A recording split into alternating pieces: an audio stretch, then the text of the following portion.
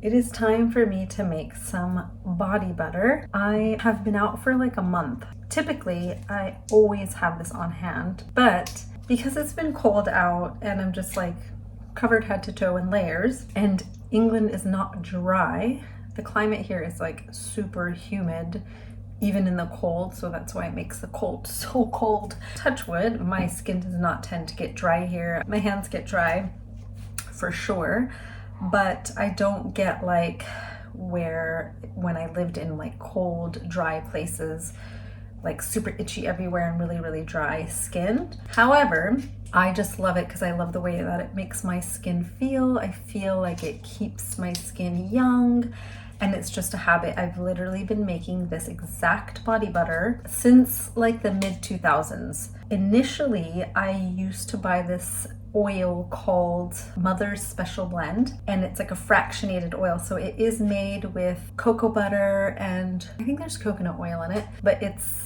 liquidy because they've already been heated to a point where they're not going to solidify anymore. That stuff was so good, but it was so expensive to like keep up buying it, and I did buy it for years.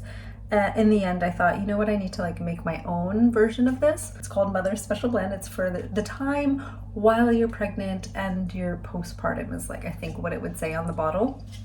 But I loved it, and I love the way it smelled, and I love the way it felt on my body. At some point, I think it was probably like 2005, I started making my own. So it turns into a body butter because it's not fractionated, like I said. It is 4 ingredients, and I have gone back and forth with adding essential oils to give it like a different kind of a smell. At the end of the day, I love the way that it naturally smells because it is made with cacao butter, so it smells chocolatey, and I think that nothing smells better than chocolatey, so there you go. It is equal parts, by the way, my hair, can we just, my daughter's been super duper sick, and I have had no time to do anything for myself, including my hair. So this is my hair washed and just scraggly left on its own. I pulled the roots down so I wouldn't have too much frizz, and I added lots and lots of like cream to it, and this is still how frizzy. Anyway, sidetrack central.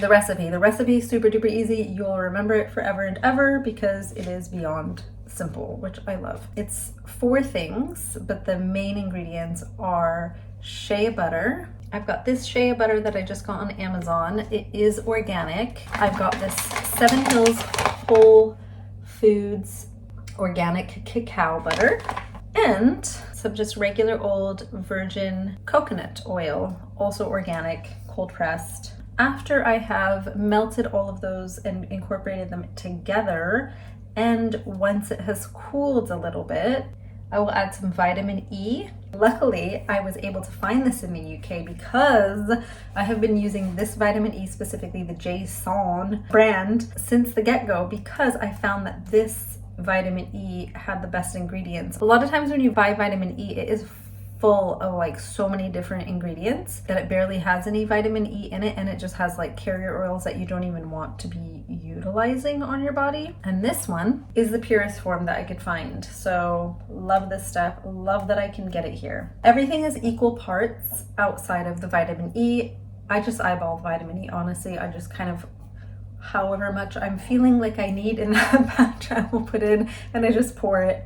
It's really thick. It's like as thick as castor oil. And then as far as how much, it just depends on how big your vessel is. A lot of times I'll even make it without the vessel in mind, like, oh, how much do I want to make to have, like how much of the ingredients do I have on hand? Like if I'm running out of something, obviously I'll start with that so that I have enough of that thing, right? So if it's like I only had a tiny bit of shea butter left, I'll start with that, I'll dump all that in there, and then I'll equal parts the other 2. And I always use a scale because measuring cups do not work in these situations. I'm gonna measure them out, and then I stick them in a double boil kind of situation. I'm using my Pro Cook, so it's got a really heavy bottom on top of my All Clad.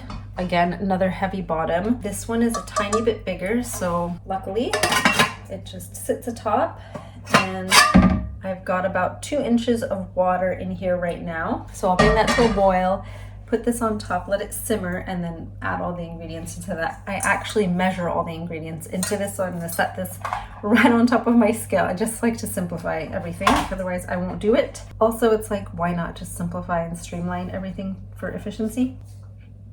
So yeah, I'm gonna measure everything out in there, and then bada bing, bada boom, stick it on there, melt it slowly so I don't like burn the ingredients. Yeah, and then I transfer it with a spatula so I can get it all out into like a mixing bowl. I let it cool down on the counter, and then I'll stick it in the refrigerator because they do all need to cool at the same time. And because these all solidify at different temperatures, so I stick them in the fridge knowing that they all solidify at that temperature. And then once it's completely solid, I take it out.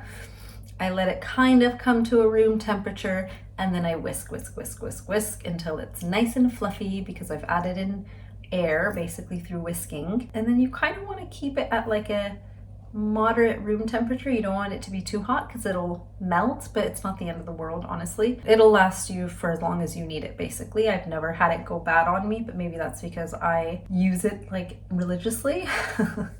But these ingredients tend to keep for a long time as well, so let's do it.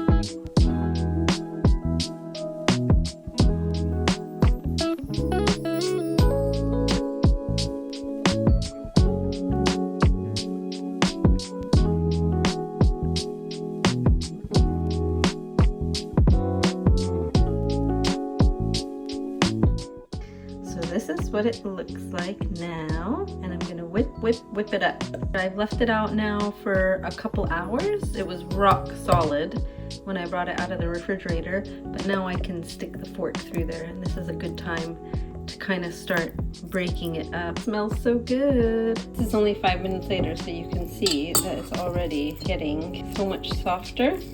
I just want to show you how thick it is. So it took me about 5 minutes to get it to this point. It's what we would say in this area in qishya.